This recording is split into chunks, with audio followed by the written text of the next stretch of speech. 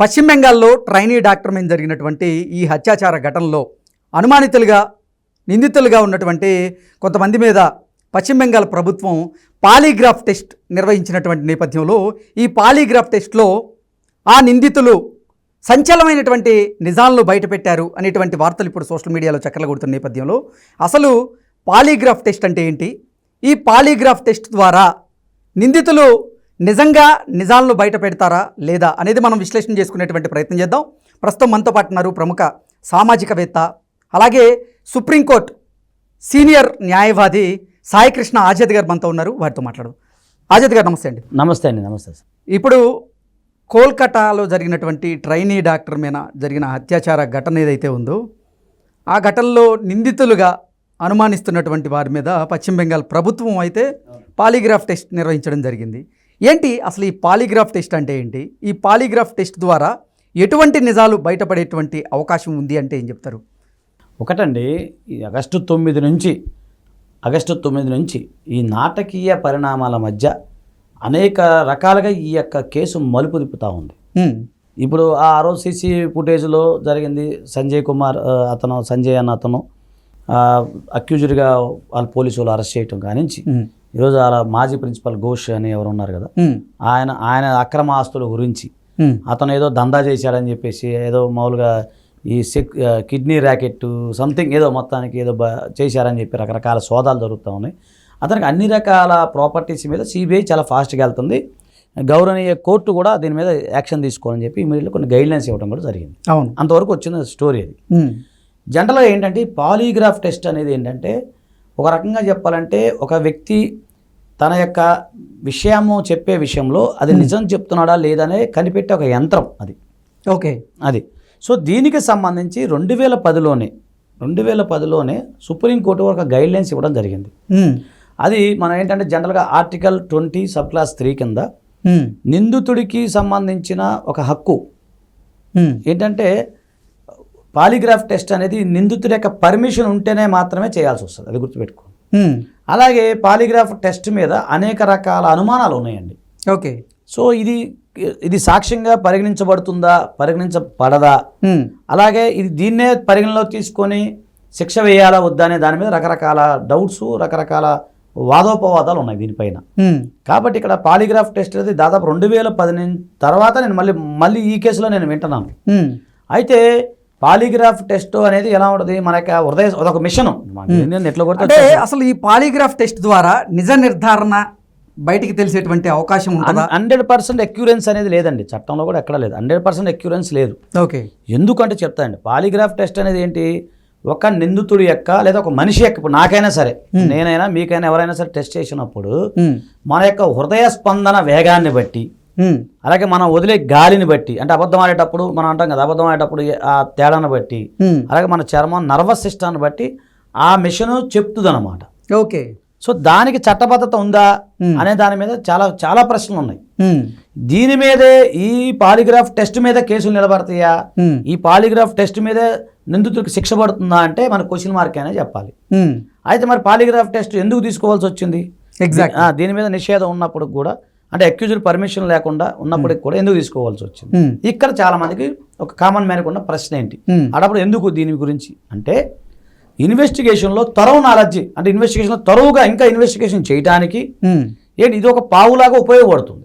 Okay, అంటే విచారణ వేగవంతం చేయడానికి ఈ పాలీగ్రాఫ్ టెస్ట్ అనేది అంటే ఏంటంటే ఒక నేరము చేసినప్పుడు దానికి అనేక రకాల ఎవిడెన్స్ ఉంటేనే అతను నిందితుడిని దోషిగా భావించబడుతుంది.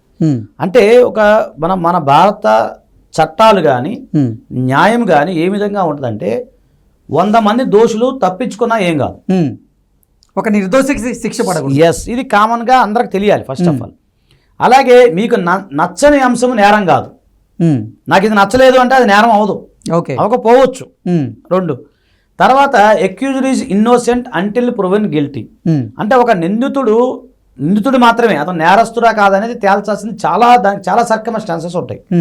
సో దాంట్లో భాగంగా ఏంటంటే సిబిఐ వారు విస్తృతంగా దీనికి సంబంధించి అనేక రకాల కోణాల్లో, ఒక కోణంలో కాదు అనేక రకాల కోణాల్లో వాళ్ళు విచారణ చేపడతా ఉన్నారు. అయితే ఆగస్టు 9వ తారీఖు నాడు జరిగిన కొన్ని నేపథ్యంలో కొంత జరిగిన దాంట్లో ఏవైతే సాక్ష్యాధారాలు ఏవైతే ఉన్నాయో అవి మామూలుగా ఈ సాక్ష్యాధారాలు రూపుమాపారని చెప్పేసి ఈ సాక్ష్యాధారాలు దానివల్ల కొంచెం లేట్ అవ్వటం వల్ల ప్రాసెస్ జరగడం వల్ల ఒకటి, అలాగే ఎఫ్ఐఆర్ రాసే సమయంలో టైం తీసుకుంటాం ఒకటి, అలాగే ఈ యొక్క బాడీని చూపించడానికి పేరెంట్స్కి 3 hours కాక టైం తీసుకుంటాం ఒకటి, ఇవన్నీ కూడా అనేక రకాల అనుమానాలు అనేక రకాల అనుమానాలకు తావిస్తా ఉంది.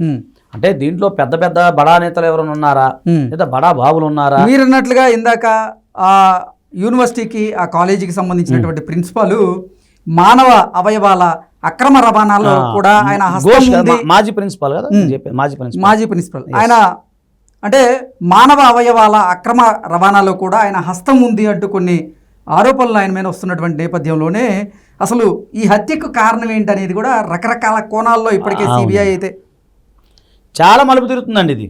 ఇప్పుడు ఒక హత్య జరిగిన తర్వాత నిందితుడు పలానా XYZ ఎవరైతే ఉన్నారో, అంటే మనం ఒకటండి ఆ చనిపోయిన అమ్మాయి పేరు వాడకూడదు గైడ్ లైన్స్ ప్రకారంగా. అవును. సో మన XYZ అమ్మాయి చనిపోయింది, ఒక పర్సన్ సంజయ్ అన్నని పట్టుకున్నారు.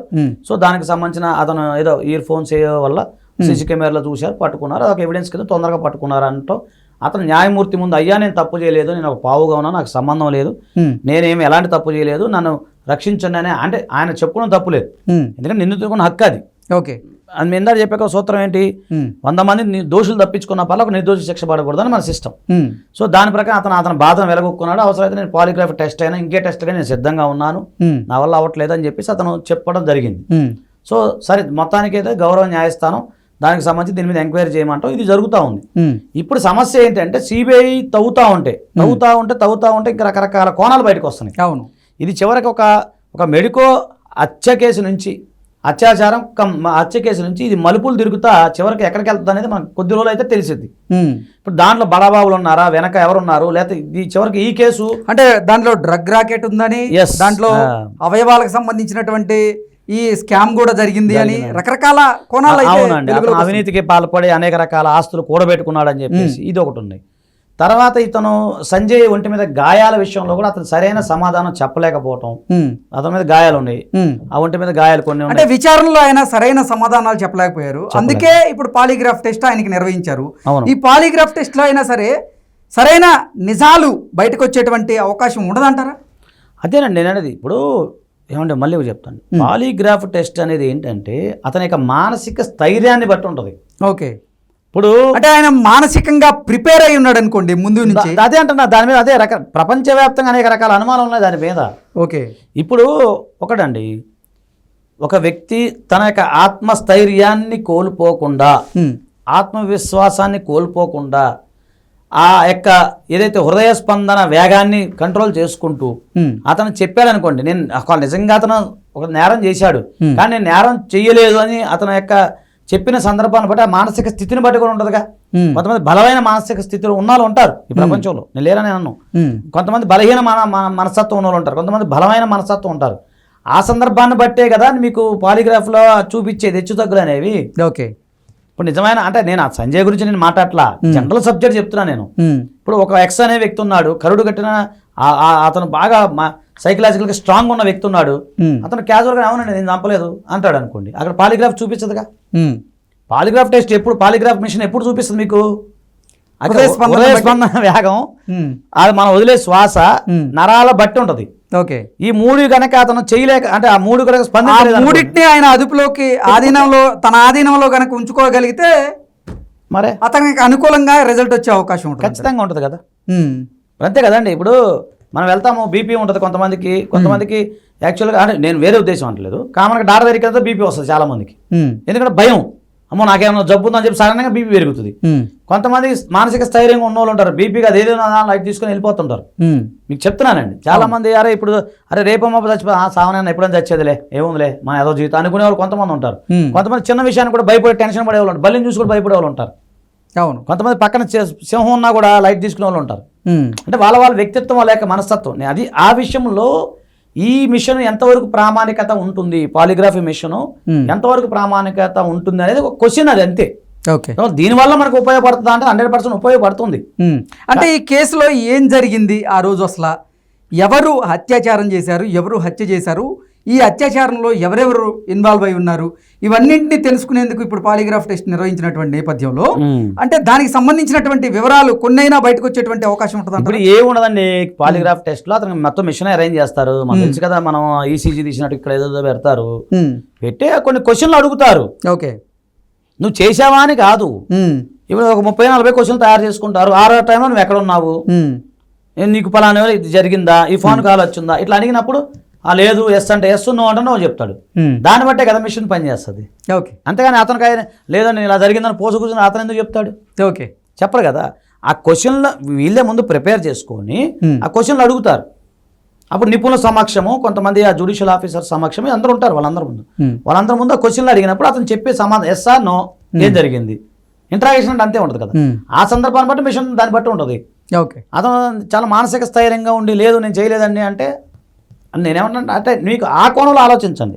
ఇప్పుడు కామన్ మ్యాన్కి ఏముంటుంది, ఏంటంటే ఆ సీసీ కెమెరా కనపడ్డాడు కదా, ఆయన తీసుకెళ్ళి ఉరిదీసేసి కదా అని అంటాడు కామన్ మ్యాన్. కానీ ఆ సీసీ కెమెరా నిజమా కాదని ఎట్లా తెలుస్తుంది? సీసీ ఫుటేజ్ అనేది నిజమా కాదని ఎవరు చెప్పాలి? దాన్ని కూడా టెస్ట్ చేయాలి. ఓకే, ఇప్పుడు నేను అదే చెప్తాను, కోర్టు వేరండి, కామన్ మ్యాన్ మాట్లాడుకునేది వేరు. కోర్టు పరిభాషలో ఏమైంది, సీసీ ఫుటేజ్లో పలానా సంజయ్ నేను కాదు అంటాడు ఆయన అన్నట్టు ఎట్లా రుజువు అవుతుంది? ఆ సీసీ ఫుటేజ్ని సీసీఎంఏ వాళ్ళు లేకపోతే సమ్ XYZ వాళ్ళు దీన్ని టెస్ట్ చేసి నిజమే ఇది సీసీ ఫుటేజ్లో ఇది ఒరిజినల్ అని చెప్పగలగాలి. ఓకే, అదొకటి ఉంటుంది కదా, ఆ ఎవిడెన్స్ ఉంటుంది కదా. కొంతమంది మార్చి చేసి కూడా పెట్టేటువంటి ప్రమాదం ఉంది కాబట్టి ఉంటుంది కదా, అన్ని రకాలుగా ఉంటుంది కదా సార్. ఈరోజు చాలా ఉంది అంటే నేను ఈ కేసు అనట్లేదు మళ్ళీ. అవును, అయితే నేను ఒకటేనండి ఈ కేసు విషయంలో కృష్ణ ఒకటే చెప్తున్నాను, తొందరగా ఇన్వెస్టిగేషన్ జరగాలి. నిందితులు ఎవరైతే ఉన్నారో వాళ్ళు దోషిగా నిర్ధారింపబడాలి, వారికి క్యాపిటల్ పనిష్మెంట్ విధించాలని చెప్పి నేనైతే కోరుకుంటున్నాను. ఓకే, కాకపోతే ఇది ఇన్ని మలుపులు తిరుగుతుంది, ఇంకేం మలుపులు తిరుగుతుంది అనేది మనం వేచి చూడాలి. ఓకే, ఓకే అండి, థ్యాంక్ యూ సో మచ్.